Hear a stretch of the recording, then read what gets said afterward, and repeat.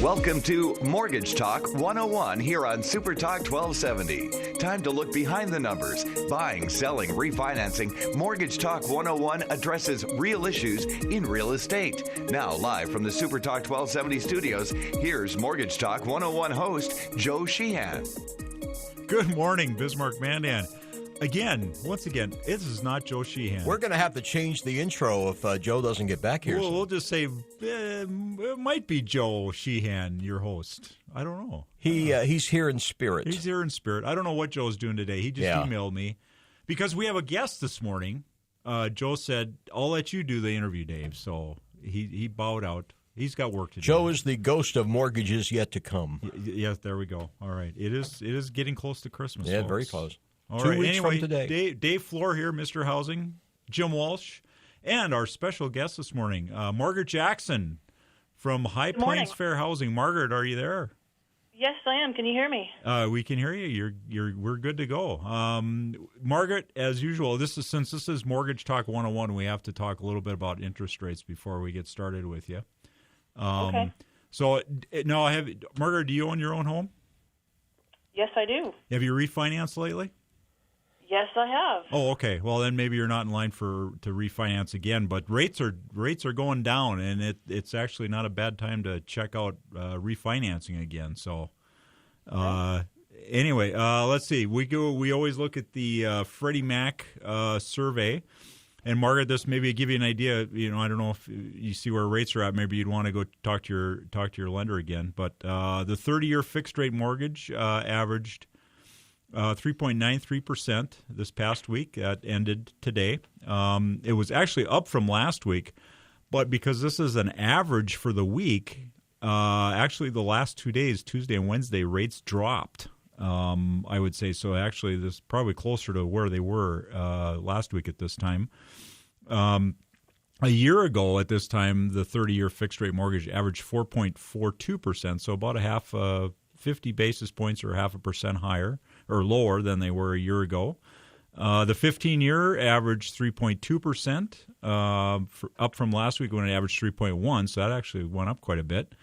A year ago at this time, the 15-year was at 3.43, so rates are good. Now, Margaret, are you going to run out and refinance? Well, that's low. I guess I might have to think about it. You might think about it. Okay, well, yeah, definitely think about it. Let's see, what else? We've got some advice here from our friend at MBS Highway, Barry Habib. Let's see, what is he talking about? Barry this morning comes out, and they are recommending locking because of the rates have dropped the last 2 days. They're recommending to probably, if you're looking at deciding whether to refinance or lock in your interest rate if you're purchasing, whatever it might be, to probably go ahead and do that today. And he said just to take the, as he calls it, the chips off the table. You know, some of the retail, the economic numbers are looking pretty good this week, so that's why they're kind of looking at that. But the big thing that they were talking about here with Barry was the stock market reacting negatively to lower oil prices. And, of course, that's a big deal here in North Dakota, lower oil prices, and I think we're talking a lot about it. With the oil prices going down, you know, that's good for our pocketbook, so to speak. But if it gets too low, you know, the stocks of these oil companies are, you know, kind of reacting negatively to this. So it'll be interesting to see what happens going forward. All right. So, Margaret, let's get into you. We have, as our guest this morning, we have Margaret Jackson. And Margaret, I'm going to get your title right. You let me know if I got it right. You are, number one, you're a associate professor of law at the University of North Dakota, and That's you right. are the president of the High Plains Fair Housing Organization, which is also based in Grand Forks. Yes, that's correct. I got it correct. All right. Super. All right, so Margaret, what is the role of the High Plains Fair Housing Organization, you know, and just kind of give us a general overview of it. You know, what's your service area, you know, all that sort of thing. Okay. stop me if I go on too long. High Plains Fair Housing Center is a nonprofit organization with a volunteer board, and it was formed just a couple of years ago in response to really a void that was left. There was a prior organization with a great history in North Dakota called Fair Housing of the Dakotas. Right. It was a similar nonprofit that existed for about 14, 16 years and did a lot of really good work. Well, it kind of went away and dissolved. And after a few years of noticing that really there was no other organization stepping up to serve the same need, I was involved in starting this nonprofit. So the goals of High Plains Fair Housing Center are to eliminate housing discrimination through methods such as community education, such as appearing on this radio show, and to really encourage public involvement in the dialogue about removing discrimination from our housing markets in all aspects and why that's a good thing for everyone. And it goes about accomplishing these goals by assisting people who think maybe that they might have been subject to housing discrimination. And so what we're able to offer at this time, which is not really the full panoply of what we'd like to be able to offer, it's a small organization, but we have a number that people can call to get assistance and have some of their questions answered in situations that might seem like they have discrimination involved. And so to help people understand what their rights might be, what their options might be, and how the law might play out. And that includes not just individuals who may be looking for homes or looking for credit to purchase homes, but also to home providers. So if there are questions that landlords might have or that they're trying to understand resources to better educate themselves about what the law requires, High Plains Fair Housing Center is also making an effort to serve all sorts of people. And the service area is the entire state of North Dakota, and including maybe right outside the border areas into Minnesota, especially since we're right here in Grand Forks, and western Minnesota is pretty rural as well and doesn't really have a similar nonprofit serving them. Okay. I hope that I can answer some questions, but that's basically the mission and how we go about it. Yeah. So really, one thing captured my attention there when you were speaking was that it's a resource. I think a lot of people probably think of it as, well, it's somebody that's got a complaint about a landlord or a lender or whoever it might be, and they could go to you. But you're also a resource for a landlord to call up and find out, hey, am I doing this the right way? Absolutely. Yeah. So, an example that I thought of is, what can and this came from an article that I read about what lenders can ask people with disabilities, and that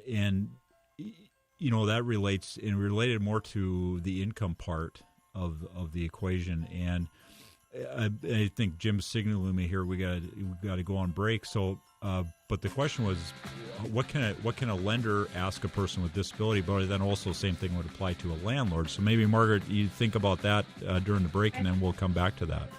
Sure. Okay. All right. It's Christmas time, so we're doing Christmas rock and roll music today.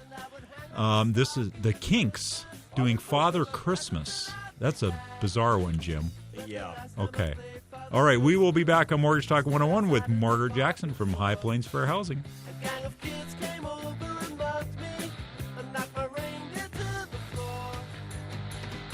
He said, Father Christmas, give us some money. Don't mess around with those silly toys.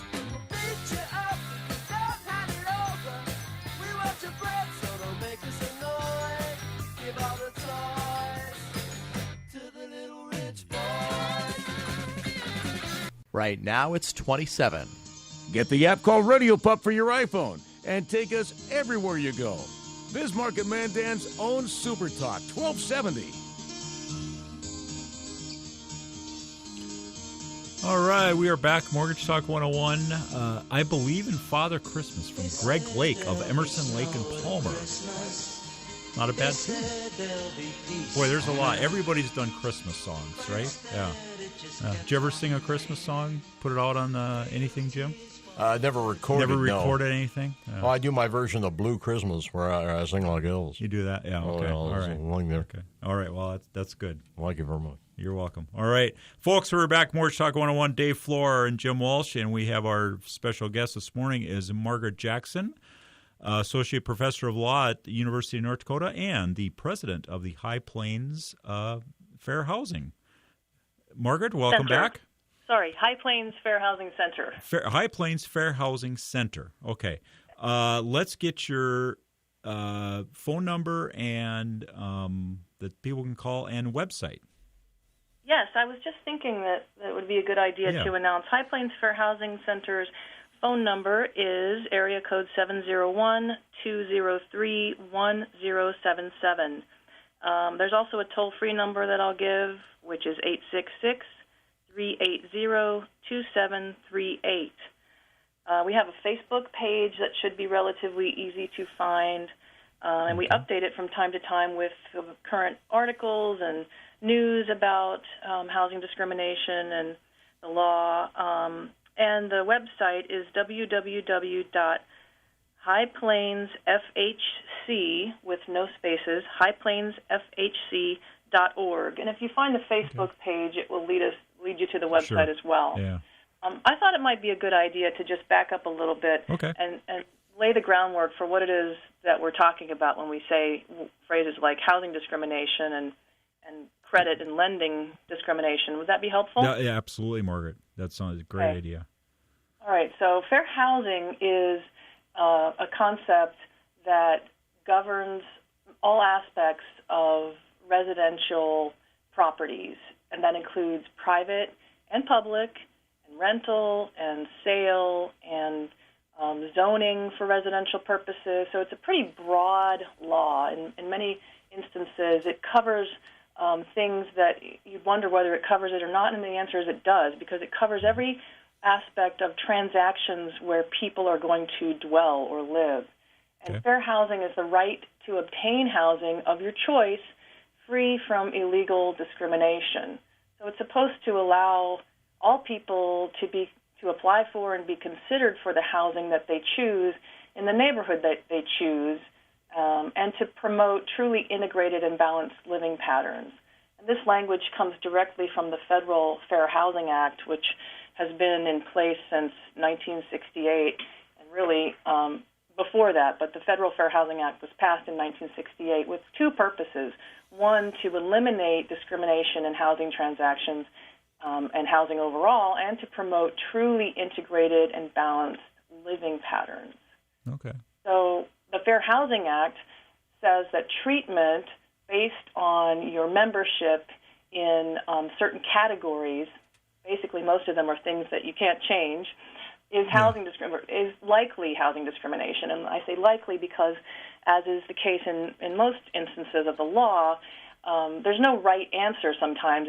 It's kind of there are arguments on one side and arguments on the other. But in many cases, or most cases, treatment based on your membership in a category is likely going to be housing discrimination. And those categories are race or color, ethnicity or national origin, religion, sex, and the presence of children in your household. Also, disability, so treatment based on a mental or physical disability, or the fact that someone in your household has a mental or physical disability is likely housing discrimination. Okay. Receipt of public assistance is something that's also protected under state law but not federal law in North Dakota. Oh, okay. Okay, and marital status and being over 40 age are protected under state law. So there's federal housing discrimination law protections, and there are state housing discrimination law protections, which are overlapping because the state law covers every category that the federal law covers, but the state law also has a few more. So if this sounds complicated already, you can understand why there's a need for a nonprofit like High Plains Fair Housing Center to kind of help people wade through this morass and make sense of it and go on to the next step of their options. Yeah. So I think everybody kind of understands or is cognizant, as a landlord or a lender about the race, color, creed, and, like I'm ethnicity. I'm stuck being a German and a Norwegian, so I can't change that.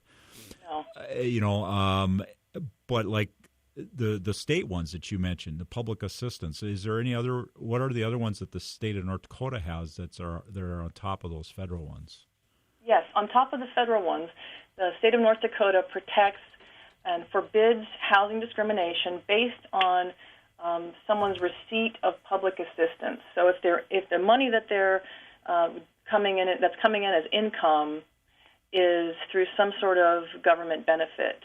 Okay, so if they're I'm getting not supposed to treat them differently based on where that money's coming from. Okay, so if I'm getting housing assistance from the Grand Forks Housing Authority or the Burley County Housing Authority, as a landlord, I can't discriminate against that person.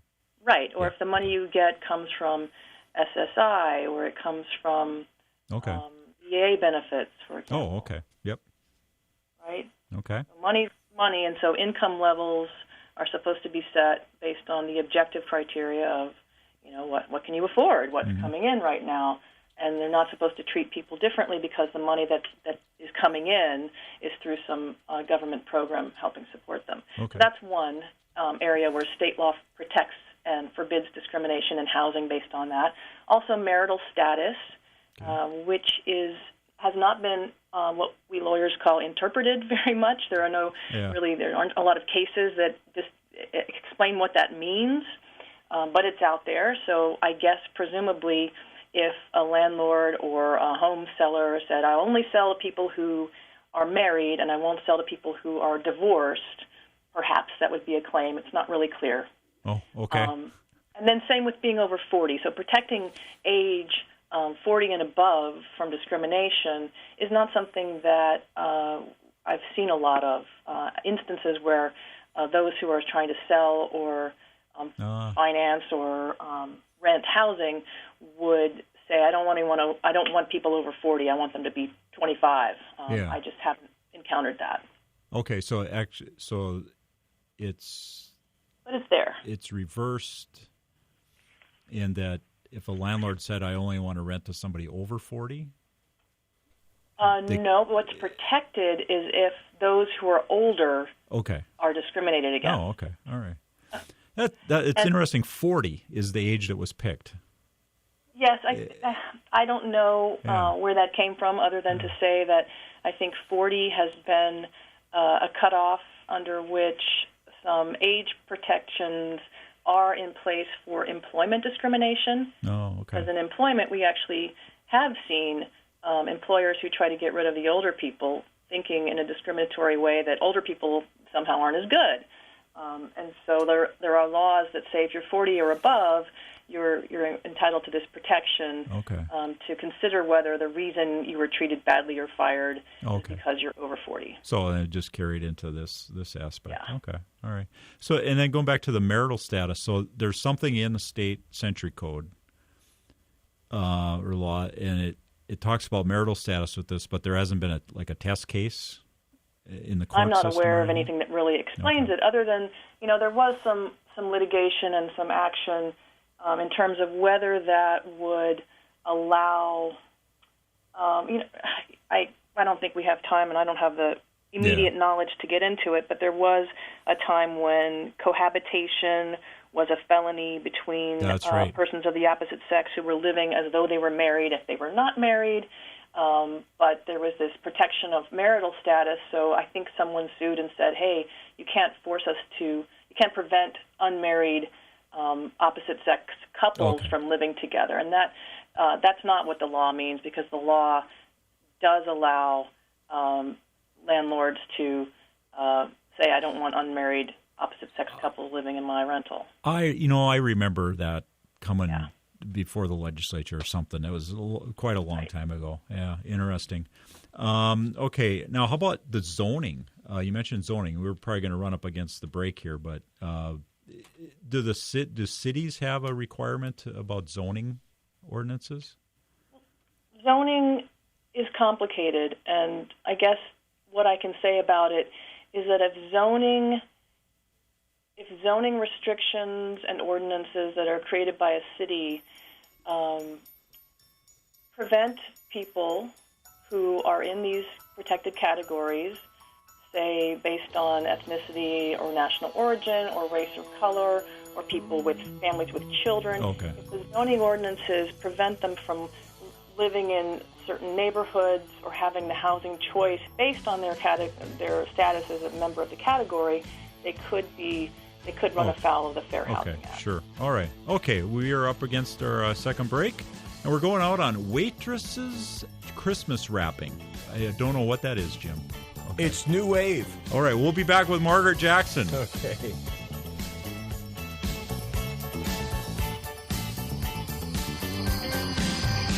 Right now it's 27. Your news leader, weeknights at 6 and 10. Super Talk 1270. All right, back on Mortgage Talk 101. Sir Elton John, Step Into Christmas. All right. Okay, we're back on Mortgage Talk 101. Dave Floor and Jim Walsh, along with Margaret Jackson from the High Plains Fair Housing Center. And let's see if I get the website correct. It's the usual www. highplainsfhc.org. highplainsfhc.org. And then also Facebook is probably the easiest way to find you guys, and then that can get you to the website. So that's probably the easiest route. Now, we are talking with Margaret Jackson. She is the president of the High Plains Fair Housing Center, and she's also an associate professor of law at the University of North Dakota. Margaret, that was if you heard the weather forecast, obviously that was for Bismarck Mandan, but they're talking about a 50-degree reading here coming up this weekend. What's it like in Grand Forks? It seems kind of moist. Like it looks like it wants to snow, but Okay. I haven't seen any snow. So. Okay. Do you have much snow up there? No. In fact, I'm seeing a lot of grass. Okay, same here then. Yeah, I heard it. They're expecting a brown Christmas for us this year, so that's maybe sad. I get a little bit. It's always nice to have the white stuff on the ground for Christmas, but okay. We're talking fair housing here. Margaret, we've kind of talked about the categories of people where you can't discriminate against people, what category they fall into. Now, High Plains Fair Housing Center there is there for a resource for people to go to if they feel they've been discriminated against. It's a resource for landlords, for lenders to actually call and ask some questions about, how do I address this situation or whatever. Maybe let's talk about the process. Okay, for example, I'm going to rent a place, and the landlord says, "You know what, Dave, you're over 40. And I'm not going to rent to you." What could I do? Great question. So you could call High Plains Fair Housing for a refresher on whether that seems like a potential violation of law, which I think they would tell you it does sound like a violation, and then go through your options, including, reaching out to the housing provider that discriminated and saying, "Hey, this looks like it's illegal. Do you want to rethink this and let Dave into this housing?" So sort of negotiating and helping people resolve the situation. Now, there are no lawyers at High Plains Fair Housing. I'm the president of the board, but I'm not involved in the day-to-day activities of what the nonprofit does. There's not a lawyer advocating for people, but there's what we call a lay advocate who can try to write letters or make a phone call or just help you get ready to negotiate and say, "Look, it looks like a violation. What I really want is to get into this housing and not be discriminated against." So there's that step. And there are other options, such as filing a complaint with our North Dakota State Fair Housing, I'm forgetting what the acronym stands for. It's a FAP, F-H-A-P. So the North Dakota Department of Labor and Human Rights is the delegate for HUD here in this state and takes in and processes and investigates potential fair housing violations. So it's nice that agency, that's a state agency, has the full name now of the North Dakota Department of Labor and Human Rights because previously I think a lot of people were confused as to why their housing discrimination matter should be referred to the Department of Labor. So the High Plains Fair Housing helps people get those complaints filed with the North Dakota Department of Labor, which will do an investigation And before an investigation gives everyone another chance to try to sit down and work it out, and that's what they call conciliation.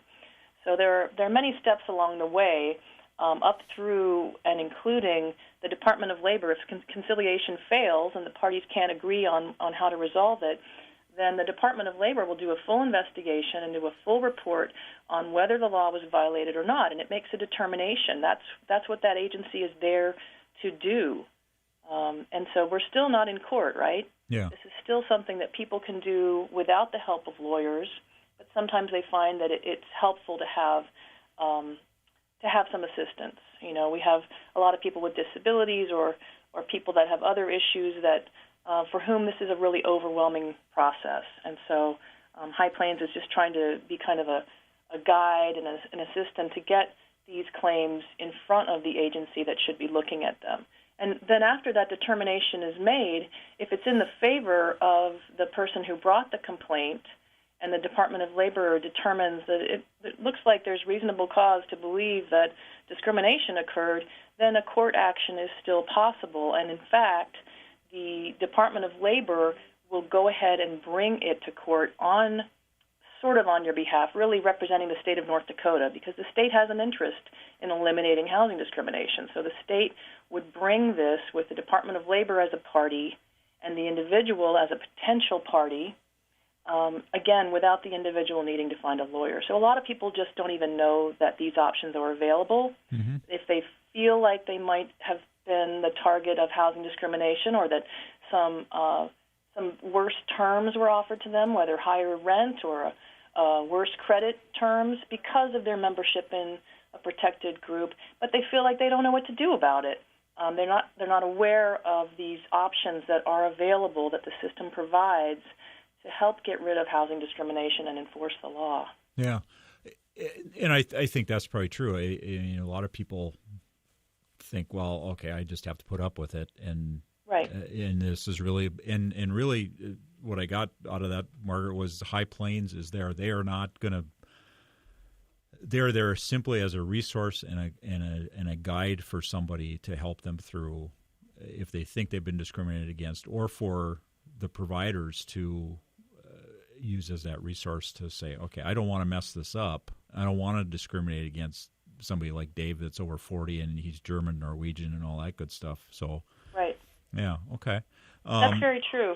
It's to provide sort of a resource and a conduit for all sorts of other information. Yeah. And to help people get to that information more quickly so that they're more informed. Yeah, and you do go out. No, you're the director of High Plains Fair Housing Center is Michelle Rids. That's correct. And Michelle, I know, does go around and she does courses for providers across the state. I know she's done it for realtors. I think you actually were. I don't know if you were there last year at our housing conference. I know we had a fair housing session at our housing conference, and we're having another one this year. Yes, both our executive director, Michelle Rids, and myself have been going around the state giving a lot of presentations on fair housing to all sorts of housing providers. Really, we've spoken more often to landlords and property managers and so forth than we have to others, although we also try to reach the tenants especially, and advocates for low-income communities, social services groups, and so forth, to try to spread awareness of what it means to provide fair housing and to eliminate housing discrimination. Yeah. So yes, we give a lot of talks. Because I know. To explain this. I actually, the North Dakota Association of Realtors had their education classes last week, or December 2nd and 3rd, I think. And I spoke. I was one of the presenters on the first day, and I know Michelle was coming the second day. To speak, so you do get out there and you're providing that information. So there's really no excuse for, especially on the provider side, for people not knowing this stuff, because you are out there front and center providing these courses across the state. And it, in the long run, it's better to go by what the laws say, you know, and just don't discriminate. And certainly not intentionally, and you know, things will probably be fine. Right, and we try to tell property managers and landlords and realtors some basic concepts that they can kind of remember, because the facts of every situation will be different. But if you try to remember to make housing available in the home seeker's price range without discrimination, be it a buyer, a renter, or a borrower, to provide equal professional service to everyone, the same sorts of encouragement, the same sorts of contact, reaching out to people that may come in and have a few questions about whether they might apply for a loan, treat everyone the same, reaching out and calling back and providing their options, and giving people the opportunity really to consider a broad range of housing choices without limiting, for certain communities and locations. Those kinds of, if you think of those things, they can help people make the right decision in the situation that is presented. But it can feel complicated, right? Yeah, and really the great idea is that if you're not sure about something, is just to give you guys a call. Yes. At High Plains Fair Housing. So, Absolutely. All right, we are going up against our last break here. We'll be back with Margaret after the break, and we've got going out on Johnny Lang. Santa Claus is back in town. All right. Right now, it's 30 degrees. Get the traffic and weather information you need anytime on Super Talk 1270 and online at supertalk1270.com. Frosty the Snowman was a jolly happy All right. soul. Jim, you're just pulling out all the stops here. Leon Redbone and Dr. John doing Frosty the Snowman. You gotta love it. I tell you. Margaret, we go for the deep cuts when we do this music. Jim is I love Leon Redbone. He's great. Yeah, I mean, Jim is a music guru over here. He is what is it, Jim? I am the walking college of rock and roll Christmas music knowledge. There you go. All right. Oh, Okay. I have a lot of that myself. All right. Well, and we heard The Waitresses, which was cool. Oh, yeah. Very good. Yeah, all right. Well, we're back on Mortgage Talk 101. Dave Floor and Jim Walsh, and we have our very special guest, Margaret Jackson from the High Plains Fair Housing Center. And Margaret, before we're on our last segment here, and I just want to say thank you for agreeing to come on the show here today before, in case we get crunched up for time at the end. We're glad we could help you get your word out. I think it's very important, if nothing else, just so people don't stub their toe when they're renting to somebody or lending them money, giving them credit, whatever it is. Just don't stub your toe. And it sounds to me like High Plains Fair Housing Center is there to help everybody, not just people that have been discriminated against, but people that make sure you don't stub your toe when you're doing something. So. Absolutely. Yeah. So let's talk a little bit about what are common issues where people do make a mistake and they stub their toe, either unintentionally or intentionally. What kind of things does High Plains Fair Housing Center see?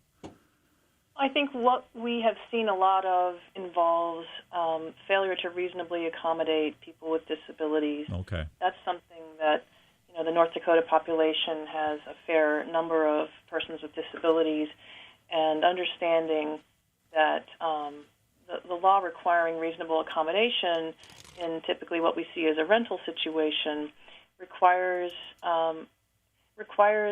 adjustments in policies and practices that property managers, for example, aren't always comfortable thinking about. It's easier to treat everyone the same, which we were just talking about before the break. That's a great way of not stubbing your toe, except when it deals with persons with disabilities, because they are entitled to, under the law, sort of separate adjustments in policies and practices so that they can benefit and take advantage of housing. Just like anyone else, they may need a little bit different treatment. They may need an exception to a rule. They may need an adjustment in a policy for how things are done, and that requires the housing providers to take them on an individual basis and consider their requests for a little deviation in the rules on an individual basis. And people think it's easier to say, no, I treat everyone the same, which sounds great, but when you're dealing with people with disabilities, their equal access needs a little bit different approach at times. Yeah. And that's where I've seen the most problems. Yeah, no, wasn't there a case up in Grand Forks where a gentleman wanted a service dog situation? That was sometime this summer, I believe, or whatever. I'm not aware of that Okay. in particular, but we see, and I have seen a lot of rental situations, disputes between the landlord and the tenant, where people with disabilities need assistive animals. And what has been pretty firmly decided in the law is that when a person with a disability needs an assistive animal to live in their home, they're not allowed to be charged what is ordinarily considered pet rent or pet deposits. And there's a simple reason why, because a person with a disability whose disability requires them to have this assistive animal living with them, not going out on the town with them, it's not a service animal, but to have them in their home, it's not a pet, right? Because pets are optional. And a person with a disability who doesn't need an assistive animal might like to have a pet, and that pet would be optional and would be something that the person could be charged pet rent or pet deposit. It's all a definition game. Well, it's about whether someone needs it for their disability or whether they don't. And if they need it, it's not a pet. It's more like an assistive device, like a wheelchair. And landlords can't charge an extra deposit because someone has a wheelchair that might damage the home. And similarly, they can't charge an extra deposit for an assistive animal because it might or might not damage the unit. Okay. They can for a pet, even if the person is disabled, if it's an optional pet that Sure. they just would like to have around. So that you can see how it's all about the facts, right? And so people dispute about it, and sometimes are unreasonable, and sometimes their reasonable minds disagree. But those are the kinds of things that come up frequently. Yeah, I think the one in Grand Forks, I think it got resolved. I think the landlord, said, yeah, hey, it's okay. I mean, they changed their mind on it. Well, I heard Jim's of a got case question. where a lady actually got some kind of exemption for her dog because she was clinically depressed, and the doctor gave her a note saying that this dog is good therapy for her depression. Right, because mental disabilities are covered.